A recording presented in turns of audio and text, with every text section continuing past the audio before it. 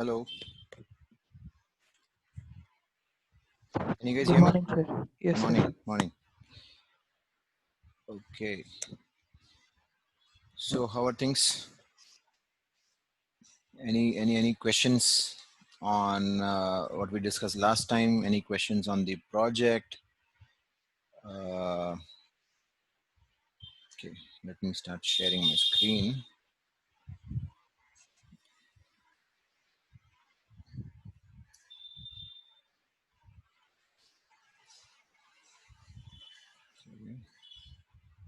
Are you able to see my screen? Not yet, I guess. 1 second.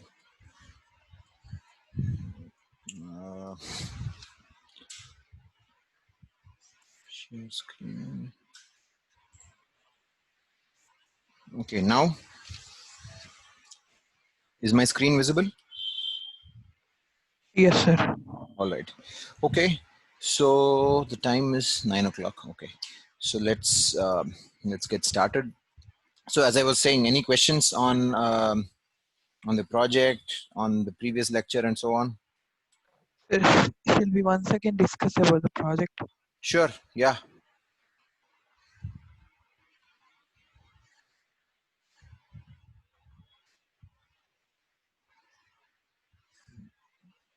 I'm expecting you to ask me a question, which I can reply to.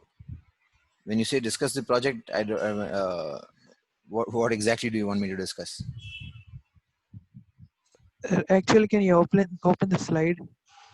Oh, the slide. Okay. I'll have to go back and look for it. 1 second. Okay, it might just take a couple of seconds to. Okay. Okay. You still can't see my screen, I guess. Let me just.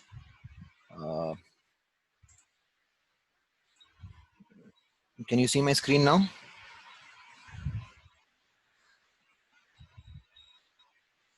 Okay, let me try again. Uh, okay, now is the project slide visible? Yes, sir. All right. Yeah. So what is the question? So let me just briefly say what is going to be given to you. You're going to be given, or it's already been shared. You've been given the rainfall data and the soil moisture data as a time series, which means I think for a couple of months in 2019, maybe August and September or something like that, you've been given across the entire state of Andhra Pradesh at different locations, the rainfall at that location and the soil moisture at maybe the same location or some nearby location. Okay, so I don't know if the locations at which these two pieces of information are available are exactly identical. They may be, they may not be.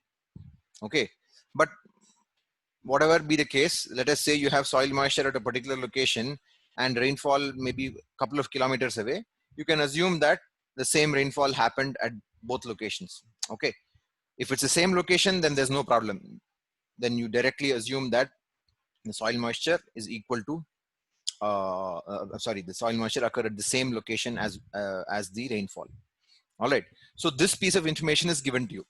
All right, so now what I am asking you to do is to try to come up with an estimate of the infiltration rate at any location. Whichever location you pick is fine by me. I don't have any preference for which location you pick.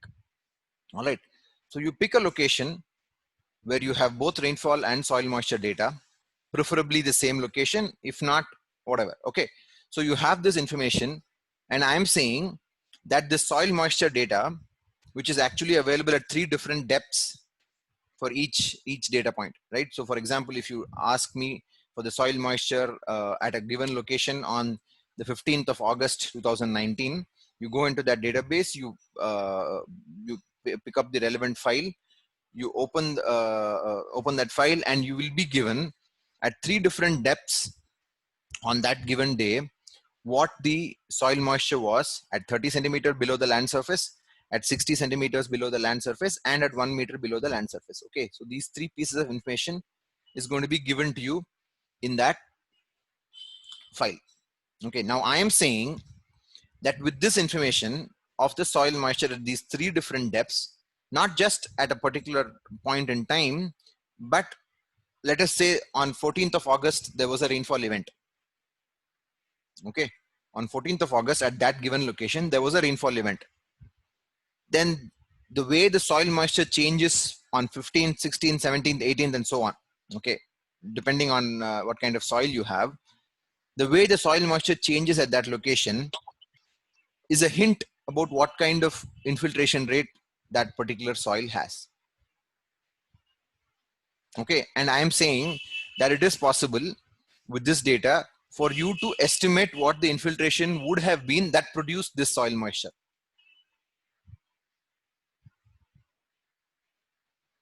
Is that clear? It's an open-ended problem. Okay, it is an open-ended problem, and there will be some challenges in using this data to try to estimate this infiltration rate, but that's the whole point. The point is that when you're confronted with data which is not perfect, when you're confronted with data where nothing else is told to you except these 2 pieces of information. So for example, as I said, you're given the soil moisture data, but you don't know what the type of soil there is. Okay, so you'll have to make an assumption. How do you make an assumption? You find out what type of soil is there in that region. Okay, you just go on Google, and so let us say you're looking at East Godavari district or Srikakulam district or whatever district, whatever other district. It's very easy. You just go on Google and say what is the kind of soil that is present in this particular district, and Google will tell you 60% of the soil in this district is black soil, 25% is silty loam, whatever it is. It will tell you the kind of soil. And given a so it's, if it says 60% of the soil, or if it says a majority of the soil in this particular district is black cotton soil, for example, then you just assume that whatever location is given to you is black cotton soil. No problem. And see, again, the objective is not to get an accurate answer, because I don't know the accurate answer either. The objective is to try to understand how to go about this, right? If you were to actually do it, you will go on the location, you will find out what kind of soil it is, find out the permeability, find out the suction head, this, that, everything you will find out, and then you will come up with an estimate. But here, I'm not asking you to do all that. I'm just saying you find out what soil it is in that district. Okay. And once you know what kind of soil it is, you know what the permeability is, you know what the what is that suction head of that soil might be, and so on. Okay, but you are also given the soil moisture data and the rainfall that happened. So with these 2 pieces of information, I'm my expectation is, oh sorry, and you'll also know what the porosity of that soil is, right? You'll also need porosity, so you can estimate the porosity assuming you know the soil type, right? So if you know these pieces of information, you can find out what the infiltration rate of that particular soil is, or infiltration capacity of that soil is. Okay, so that is what I'm expecting from this project. Now, how exactly you do it, or what answer you get is not so, I'm not so much interested in exactly what answer you get. I'm interested in what is the thought process that you follow. Okay, what is the methodology that you adopt to try to estimate, to come up with a reasonable estimate. So for example, let me just give a hypothetical example. Let us say you pick, and I'm not telling you pick August 15th or August 10th or August 20th or whatever it is. You are free to choose whichever day you want. You are free to choose whichever location you want. You're free to choose whichever district you want. Everything, it's completely, you have absolute freedom. But when you get absolute freedom, it becomes a little bit difficult, and that is the whole point. Okay, so the thing is this: if, for example, you pick a location and a certain time where there has not been rainfall in the previous 5 days or 10 days, okay, and so which means that whatever rainfall that you get on a given day, if there has been no rainfall in the previous 5 days or 10 days, whatever rainfall you get, it is likely that most of it will get converted to infiltration. Yes. Yes, sir. Right. So then that gives you a hint.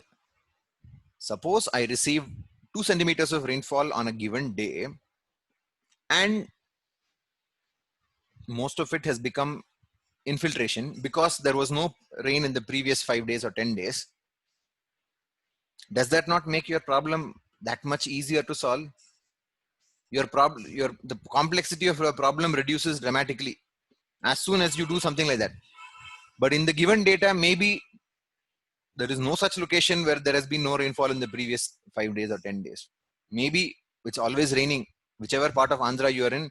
And of course, finding out that kind of a day will also be a little bit challenging. So the objective is, if you do not find that kind of a location which has not received rainfall in the previous 5 days, then you make an assumption. You say, okay, you know what? If there has been this much rainfall received in the previous 5 days, then maybe some portion of that rainfall will become infiltration. I don't know how much. You can estimate that. In fact, I will even go so far as to say that just using the soil moisture data, it is possible for you to estimate how much cumulative infiltration has happened. Okay, and using, it is not just soil moisture data at a particular depth, it is soil moisture data at 3 different depths, right? So you know how soil moisture moves down into the soil, right? So if on day 1, I have my 100% soil moisture at 30 centimeter depth, and at day 2, I have 100% soil moisture at 60 centimeter depth, does that not tell you something about the soil? Does that not tell you something about the infiltration capacity of that soil? It does, right? So the data is hidden, the information is hidden in the data. It is up to you to extract that information out of this data. Okay, see, for me, I'm just, the thought of doing this is very exciting for me. Okay, so if you are able to find out what kind of infiltration rate is prevalent in this particular soil in your region, if you're able to do that, that would be very interesting. See, and in a class of about 25 people, and there's only 13 districts, all of you are going to pick different districts. See, the law of averages works out that way. It's unlikely that all of you will pick the same location. So now, without doing anything, all of you will come to know, I mean, you will only do your part, right? So you may pick a particular district, but because all of your other friends are all going to pick any random district at any location all over the state, you will end up knowing the moisture, how the infiltration rate varies not only in your location, but also in other parts of the state. Don't you think that's valuable? So think of it as an exercise where each of you is helping each other out, right? Who knows where you will be 2 years from now when you get a job and go off somewhere. Then you may get a number from here that gives you some idea when you work on a project 5 years from now in a company or whatever it is, right? It's a collaborative effort, in my opinion, right? All of you, if you work on it sincerely with sincere attempt, then you will not only learn about your location. Just by watching other people's presentation, you will learn about how the soil is in other areas of the state, right? I mean, it so happens that we have data for Andhra Pradesh, so we are able to do it for Andhra Pradesh. Suppose I had data for the whole of India, for instance, then you would, just by sitting in a class, not only know the location that you picked, you would also know the kind of soil that exists in other parts of India, right? So it's an opportunity to learn. Okay, I'm excited by it. I hope all of you are also excited by it. I think something similar we saw in the previous project, right? Each of you picked a different district in Andhra, and now all of you have some idea of what the annual average precipitation in different parts of the state are. So Kadapa receives maybe 500 millimeters of rainfall. Chittoor receives maybe 800 millimeters of rainfall. East Godavari maybe receives 1,000 millimeters, and so on, right? I didn't do all those districts, but I knew it because other people did. So you also have to think of it that way. It's not a project that you do it and you get done with it, and no, it's about learning. Okay, I'm lecturing now, so I'll stop lecturing, but I hope that is the spirit that you take from it. Okay, that is the spirit with which I'm looking at it.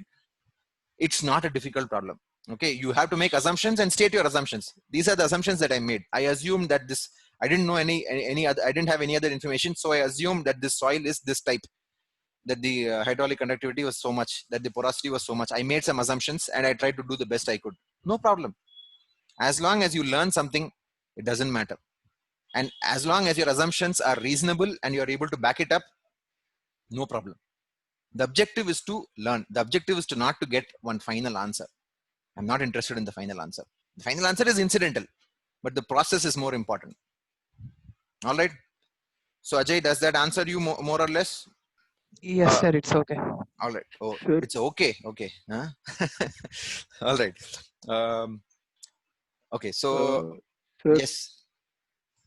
sir, by any location, you mean like we have to take a particular location in a district, or we have to take the entire district and No, find out no, the no, no. filtration? Do it for one location in a district. See, each district will have 100 data points. If you want to write a automatic code that will do it for you, spend your time doing it. I don't have any problem. But I'm trying to make this an exercise in learning. So you pick one location in a given district, whichever one you please, and you do it. I'm happy with that.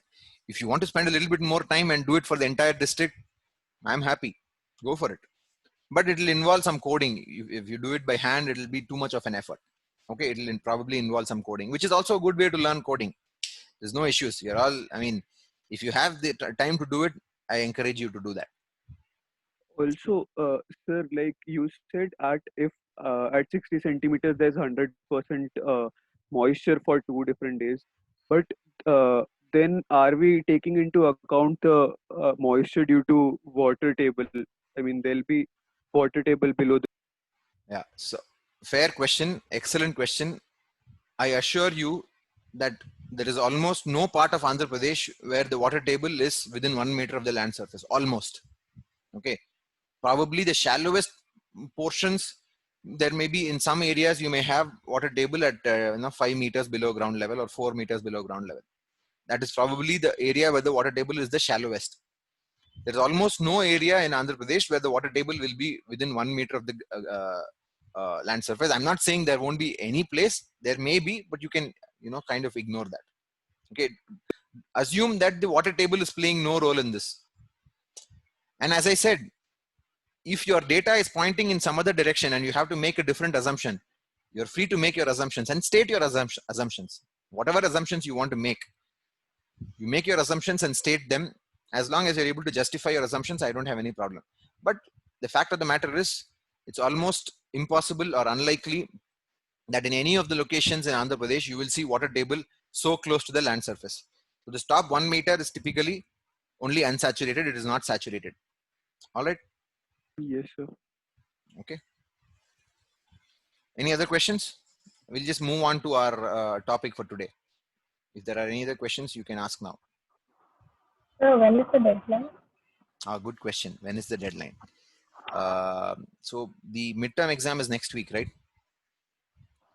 Yes, sir. October 5th to October 9th is the midterm exam. Today is 27th or 28th? 28. 28, 29, 30, 1, 2. So Monday, next Monday is your midterm exam, or it starts from next Monday, correct? Yes, sir. The whole of next week is gone. Why don't we do it the week after that? Okay, sir. All right. So our presentations will be October 12th, I guess.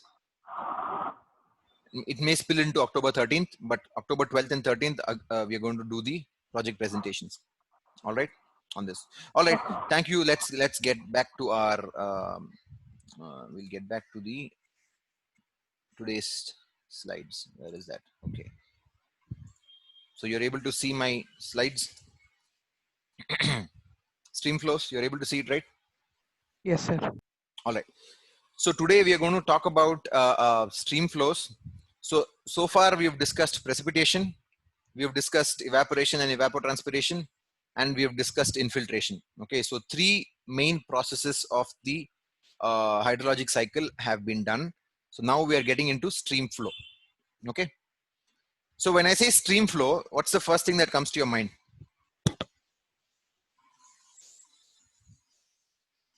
What is the first thing that comes to your mind when I say stream flow?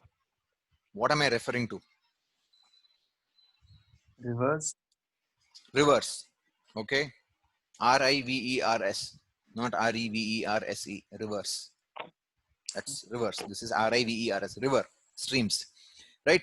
So basically when I say stream flows, I mean flowing surface water, right?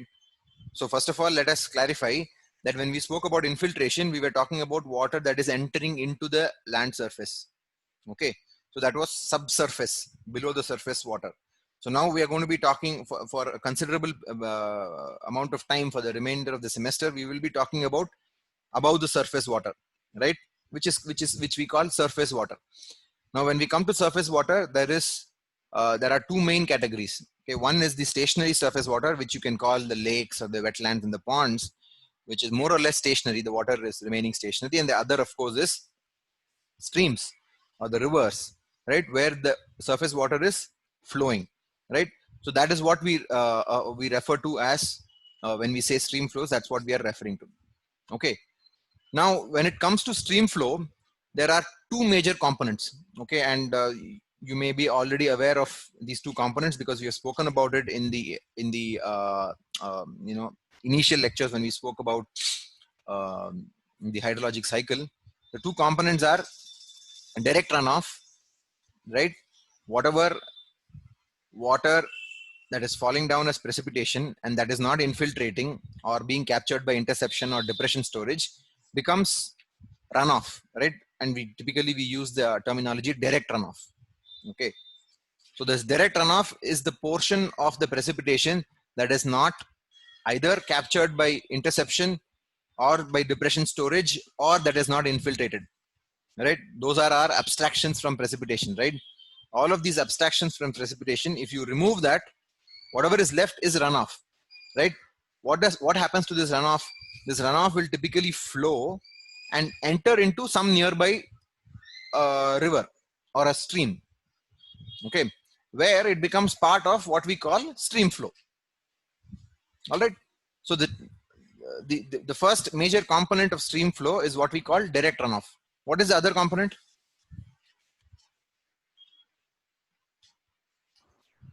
Base flow. What is that? Can you say that again? Base flow. Base flow.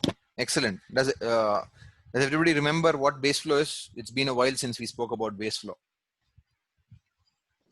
What is base flow? No, sir. Groundwater joining the surface water body. No, slow down. Groundwater traveling. Joining the water body. Groundwater joining the water bodies. Okay, so that's a very, very brief description that she's given, and it's more or less accurate. So base flow is basically the water that infiltrates into the ground has to go somewhere, right? It moves underground through what we call aquifers. We'll learn about that a little bit later towards the end of the semester. It moves in the aquifer and it moves towards surface water bodies. Okay.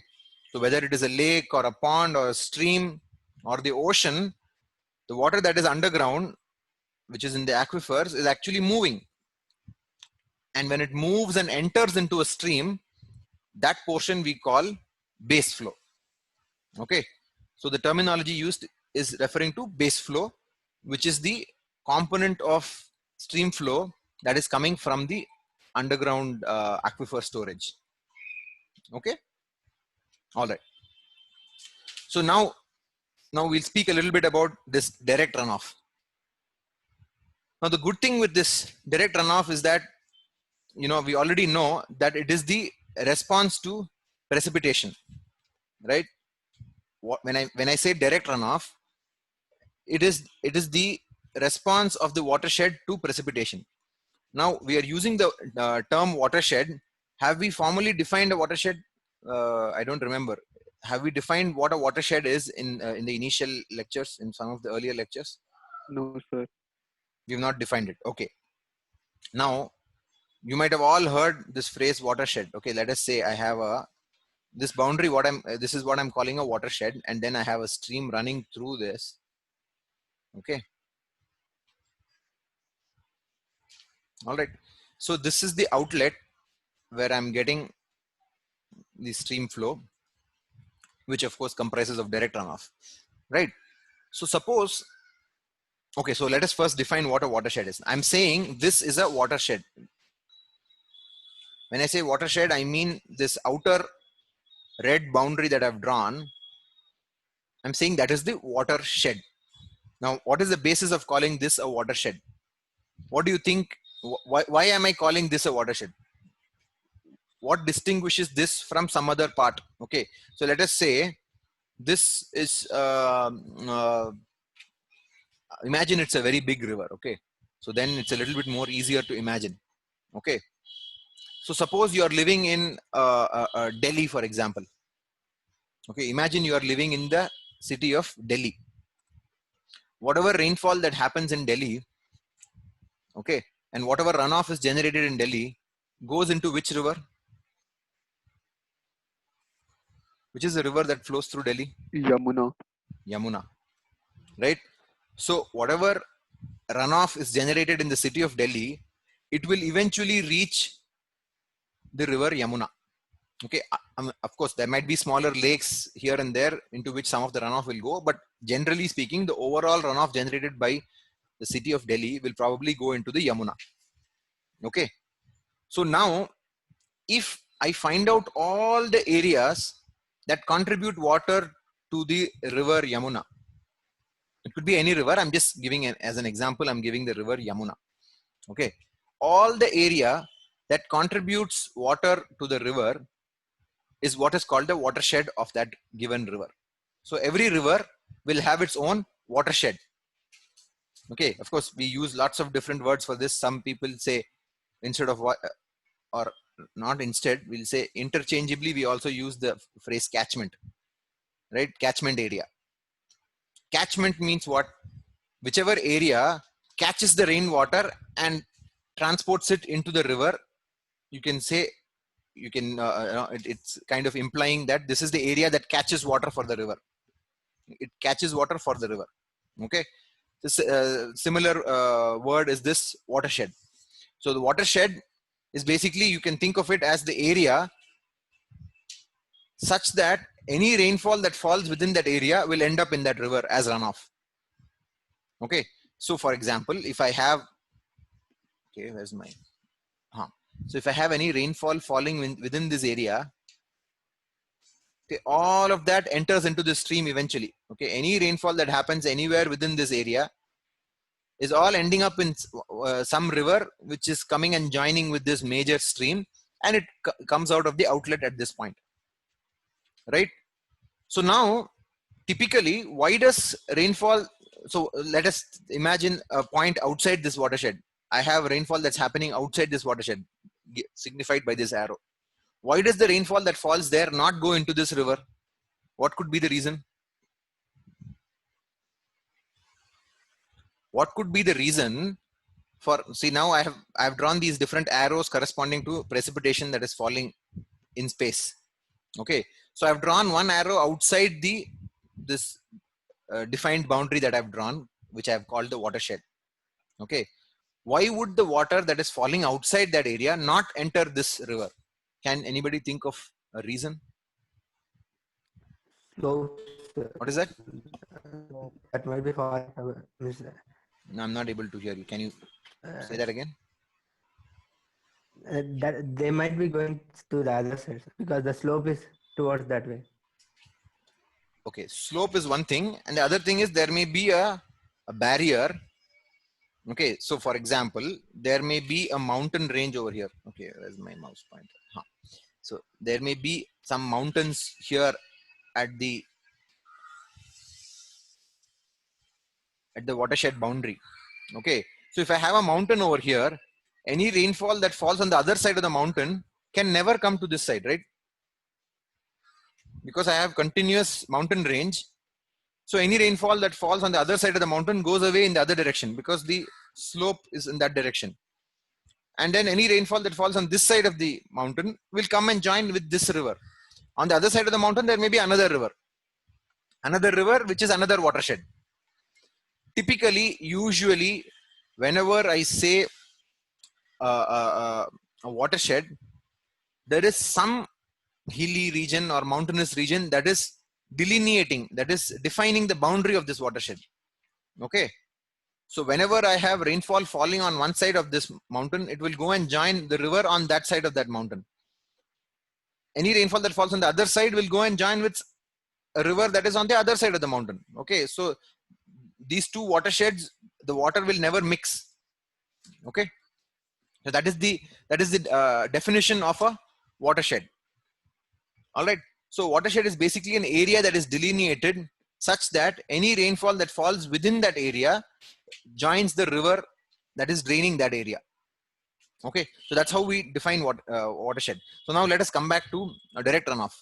So I have a precipitation event or a rainfall event happening. Okay, what is the initial response of the watershed? What is the initial response of the watershed? When I have a rainfall event, what is the initial response of the watershed? Surface On. runoff, What is that? surface runoff, infiltration. No. Initial response. I'm asking about the very initial response. Does runoff start before time of ponding? Remember, we have No. discussed time of ponding. What is time of ponding? The time it takes for runoff to start. Right. Right? Which depends on the capacity of the soil in that watershed to absorb the rainfall. If the rainfall is happening at an intensity which is lower than the capacity of the soil inside that watershed to absorb it, okay, so there will be no runoff. Only if the rainfall intensity is greater than the ability of the soil to absorb that water will runoff happen. Right? And the Right. time at which this happens, the time at which the rainfall intensity becomes greater than the infiltration capacity of the soil is called the time of ponding. Since when the rainfall started. If rainfall starts at time t equal to 0, it may take 2 hours or 3 hours or whatever it may be, depending on the rainfall intensity, depending on the kind of soil you have and so on. Let us say it takes 2 hours for the soil to get saturated and reach time of ponding. Once it reaches time of ponding, then whatever rainfall comes, a significant portion of that will become runoff, and a smaller portion of that will become infiltration. But initially, all the water is first going into the soil. What other processes are there that will prevent runoff from happening? Those three initial abstractions. Those three abstractions. What are those? Interception, Interception, infiltration. depression, storage, and infiltration. Right. So those three processes will happen. So what happens initially? Depression, storage, infiltration. I forgot to include interception over here. Interception is also included. Then overland flow starts. Right. So I'll include interception over here. Interception. Okay. So initially these three processes take over: depression, storage, infiltration, and interception. Once these three processes have been, water has filled depression, storage, water has satisfied interception, water has infiltrated to a point where you have reached time of ponding, then overland flow starts. Okay, so that's what is becoming your direct runoff. Okay, so any questions on that? All right. So now in the context of overland flow or runoff, there is one very important terminology that is used to refer to this runoff, which is what we call Hortonian overland flow or Hortonian runoff.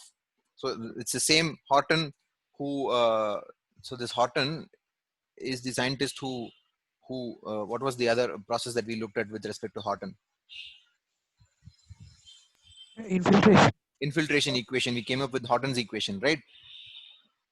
Right. So similar, the same person Horton has also come up with a model or a theory for explaining what runoff or what kind of runoff is generated in a given watershed. The idea is very, very simple. Okay, it's a qualitative description. It's not so quantitative, but you can convert it into a quantitative understanding. But it's a qualitative understanding. The understanding is fairly simple. In Hortonian runoff, you neglect the role of interception in the watershed. you neglect interception, right? You say that whatever interception happens, somehow maybe eventually comes back through either through flow or stem flow, it joins back into the land surface. Okay, so basically you're saying whatever is stopped by the leaves, I'm going to ignore that portion of the precipitation. I'm going to say that interception is negligible. Okay, so which means whatever rainfall is happening is falling onto the ground. Okay, I neglect interception, first thing. Then I simply say runoff equal to rainfall minus infiltration. Simple. Okay, it's a very simple model, right? I received 10 centimeters of rainfall. If 3 centimeters of rainfall became infiltration, then 7 centimeters is my runoff. Okay, 10 minus 3. That's it. Straightforward way of determining runoff, right? So it's a very simple approximation. First approximation for runoff, right? Naturally, it's an approximation. We are not saying that this is an accurate. This is the only way of doing it, and so on, right? It's a very simple first approximation, so that you can quickly get an estimate of how much runoff is being generated. Okay, the objective is to get an estimate. It might not be 100% accurate, but it's at least getting you started, right? So the equation that you would write will be very simple. If I, the rainfall intensity, is greater than F, which is the infiltration capacity of the soil, then runoff equal to I minus F. Okay, of course, this means runoff. If you write it like this, then this runoff is going to be a rate, right? Because I is I is the rainfall intensity, which is a rate, and F is the infiltration rate. So rate minus rate will give you a rate. So this is the rate at which runoff is generated. Okay, and if so, this I minus F, we already discussed this in the last class. This I minus F is what is called excess rainfall. When we say excess, I mean we mean excess over infiltration.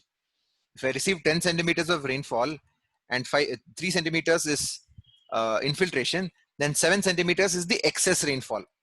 Excess over infiltration, that's what we mean, right? And sometimes we also use the phrase effective rainfall. This excess rainfall, again, we've discussed this last time. We call it excess rainfall or rainfall excess or effective rainfall. All of these different terminologies are usually used. And then if I is less than or equal to F, then runoff is equal to 0. That just follows from the first equation, right? Runoff can only happen if rainfall intensity is greater than the infiltration rate, right? If rainfall intensity falls below, the soil's infiltration capacity, naturally runoff becomes equal to 0. Okay. All right. So in which kind of situations can you imagine that Hawthornian runoff would be applicable? Do you think this will be applicable for all kinds of watersheds, or it would only be applicable for certain kinds of watersheds? Where do you think this kind of a model for estimating runoff would be most valid?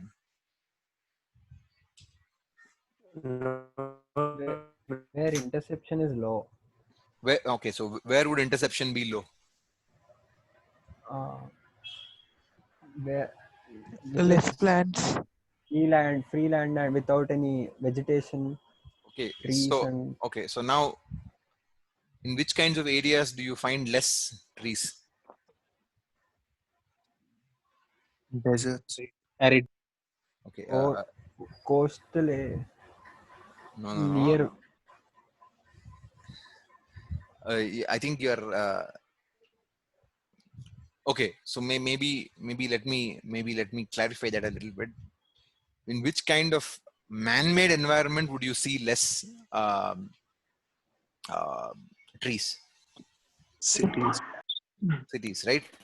So this Hawthornian runoff would be more applicable for urban areas, right? Where you have relatively less trees, relatively less interception, and also relatively less infiltration, right? Whatever infiltration is happening is only happening in those areas where I have some soils which have some infiltration capacity. But if I have a lot of paved surfaces or impermeable surfaces, roads, buildings, and so on, their infiltration is 0. their runoff will be almost the same as rainfall, right? Just look at that equation. If I have a city which has got an extensive coverage of impervious surfaces, all kinds of roads and buildings and parking areas, this and that, and very less trees, very little natural soil, right? Naturally, their infiltration will be close to zero. So then runoff will be the same as rainfall, right? It's also applicable in other areas where you have, relatively soils with less infiltration capacity, very thin soil layers, right? In those kinds of areas also, Ottonian runoff would be relatively more applicable. Okay. So now what happens to this infiltrated water? So this infiltrated water gets into the aquifer, and as we discussed earlier, it becomes part of subsurface flow, right? Subsurface meaning underground aquifer flow, right? It infiltrates into the ground, maybe it reaches the ground water table, and then it becomes part of the subsurface flow. And eventually what happens? We already discussed this. It is slowly released back into the streams as base flow, right? So why do I particularly say slowly released back? What is so important about the phrase slowly released, right? I'm saying that for a particular reason, because yes, Sir, it takes a lot of time to flow through the soil and then reach the water bodies. yeah. So yeah, that's precisely the point, right? So the fact is that the see, now if you look at a stream, okay, the stream, it will respond very quickly to a rainfall event if the runoff or if the stream flow is dominated by the runoff component, right? You remember the previous slide, we mentioned that stream flow has these two components, right? One is the direct runoff, the other is base flow. Okay, I'm just going to use some abbreviation. So if in a particular stream, depending on the kind of location we are looking at, the direct runoff component is much larger than base flow component in a given stream, then the response of the stream will be very rapid, right? You will see a rainfall event, and then you will see a big peak corresponding to all of this direct runoff becoming part of the stream flow, and then it will come back down and become, it'll become, the base flow will take over, right? Once the effect of the rainfall is gone, then base flow takes over, right? Those kinds of streams, you will very quickly notice that they will have their response will be much more rapid. Okay, whereas base flow, because it is being kind of you can think of it like you can think of the aquifer like a sponge, right? It's just absorbing that water and then slowly releasing it, right? So the time scale for direct runoff and base flow are very different, right? So direct runoff is usually a rapid process. Okay, base flow is a much more slower process, occurs over depending on the length scale that we're interested in. It may take years or decades to reach the nearest stream. Okay, it may also take weeks and months, but in some exceptional cases, or in a very large deep system, it may take years and decades for water to actually flow through the ground and then emerge out as base flow, right? So that's why I'm deliberately using the slow, because when I say this rapid process here, I'm talking about hours and days, right? Direct runoff, typically we are talking in hours and days, whereas base flow, we typically talk in months, at least weeks, months, years, and so on.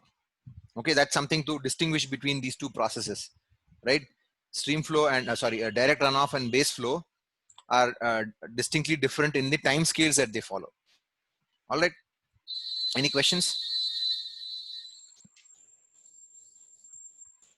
Okay. Oh, sorry.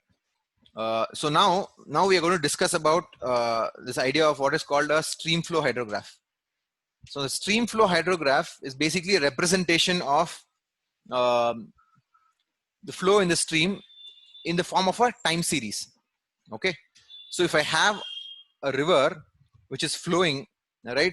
If I look at the discharge in that river or the stream flow in that river as a function of time, okay, so that's what I mean by a time series, then that kind of a graph that you will get, okay, displaying the variation in stream flow or the variation in discharge in the river as a function of time, that kind of a curve is what we call a stream flow hydrograph. Sometimes we just call it a hydrograph. Okay. Just like we've already encountered what is called a hyetograph, right? A hyetograph, a hyetograph corresponds to rainfall intensity as a function of time. Hydrograph corresponds to rate of flow or the discharge in a river as a function of time, right? So these terminologies you will hear. Okay, and usually the stream flow hydrograph is measured at a given location on the stream, usually at an outlet of a watershed. Okay, so you don't keep changing the location at which you are measuring the discharge. You will measure the discharge at a given point in space over a period of time. Okay, so that's what we call a stream flow hydrograph. Now in the stream flow hydrograph, there are two basic categories. Okay, this figure is not supposed to show up now. I'll just discuss it a little bit later. One is what is called the annual hydrograph. So as the name suggests, you can readily imagine what this means. Okay, an annual hydrograph is basically displaying the change in stream flows over an entire year. Okay, why would you be interested in looking at an entire year's hydrograph? Why do you think that is valuable to look at an entire year's hydrograph?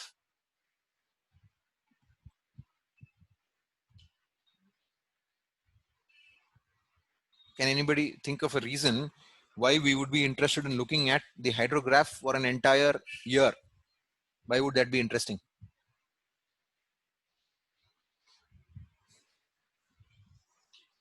Okay. So, yeah. Like for dams purpose, sir, generating electricity. Yeah. Okay. So when you say dam, I'll give you a little bit more detail, right? So now, a given river during the course of a year, right? During the course of 12 months of a year, it's not that the river will have the same flow rate throughout the year, right? There will be certain seasons when the river will flow at its peak and some other season when it will flow at a lower rate and so on, right? So for you to understand what is this the seasonal component, right? So just by looking at the annual hydrograph of a river, it would be very easy to find out which month of the year or which season of the year this particular river gets most of its rainfall, right? So an annual hydrograph is basically an indication of the different seasons that influence this particular river, right?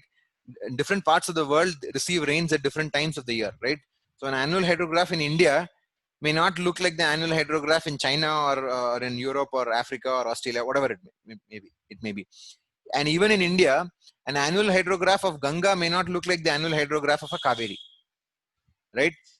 Because an annual hydrograph of Ganga will be dominated by snow melting, because Ganga is fed by the glaciers in the Himalayas, right?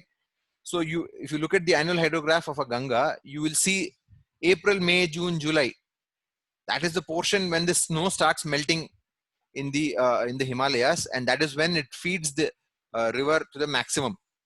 Okay, and then of course you receive the monsoon rainfall, June, July, August, and so on, September. So those months you will see a particular kind of hydrograph for the Ganga. Whereas if you come to the Kaveri, January, February, March, April, May, it will be more or less dry. Okay, June onwards you will start seeing flow picking up in the Kaveri, because that is when the southwest monsoon comes into India, right? So June, July, August, September, October, November, December, that is the predominant period where you'll expect to see flows in the Kaveri. Whereas January to May, more or less, you will expect the flow to be very low, or it may even be dry. Okay, depending on the year. Of course, there's human intervention and so on. So I'll just show you annual hydrograph for two particular kinds of streams. One is a perennial stream, which means throughout the year there will be some flow happening in these streams. Okay, so this is coming from this textbook of Vanti Chow. So this is a stream in America, right? So there you receive rain in what is called the spring season, April, May. That is called the spring season. Okay, and then it also seems to have a peak in October, which they may be receiving rainfall in that time also.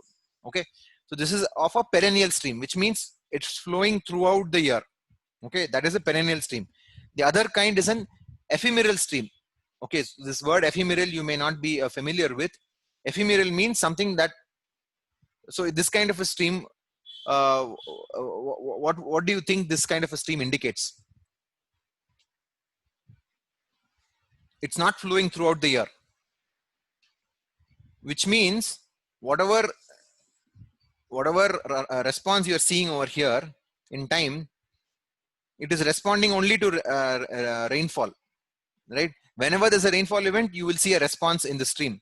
Whenever the rainfall stops, it stops responding. It doesn't, or the base flow component is very minimal, right?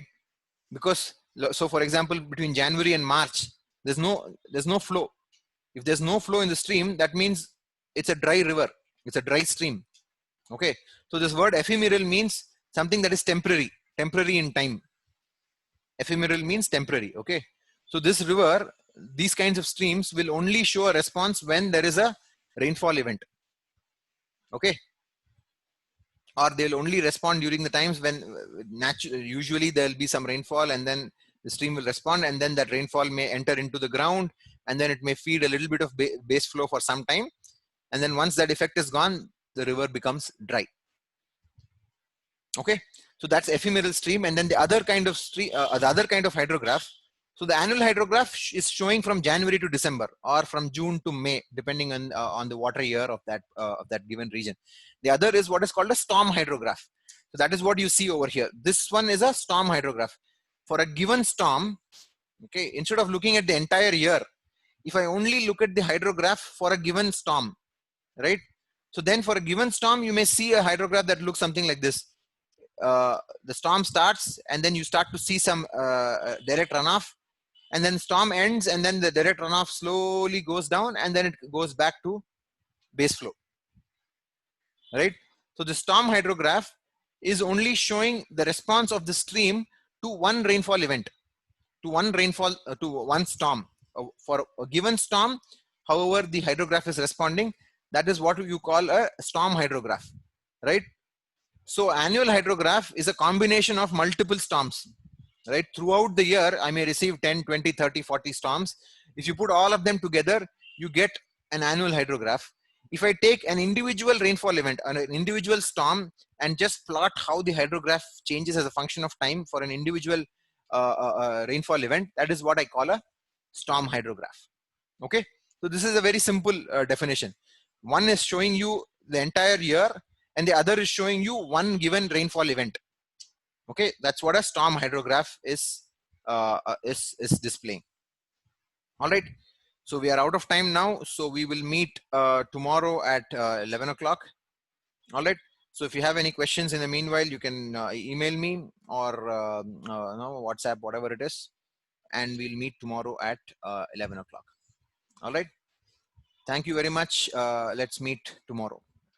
All right. Take care. Excuse me, sir. Yes, Sir? go ahead. Sir, once again, can you show this project slides? That's project slide. Okay, so I can do that. But those of you who want to leave can leave. I'll go back to that. But as I can see, you have one more class in a few minutes. So see the project slide. The video will be up on YouTube in maybe in the next 10 minutes. I'll put it up, so you can see it then. I don't want you to miss your next lecture. Okay.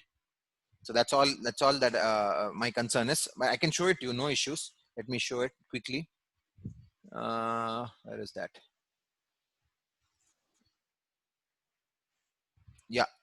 Yes. So you have any questions quickly?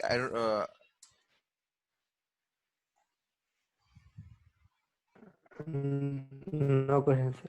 No questions. No. In any case, you can go back and look at the YouTube video that I'm going to be putting up. In the next few minutes, the YouTube video will be up. You can watch it anytime.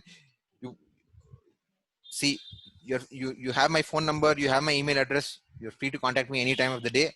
We can discuss this. I just don't want you to miss your next lecture. That's all I'm saying. Okay. So feel free to call me at any time you want, and we can discuss this. All right. Okay. Thank you. We'll see you guys tomorrow.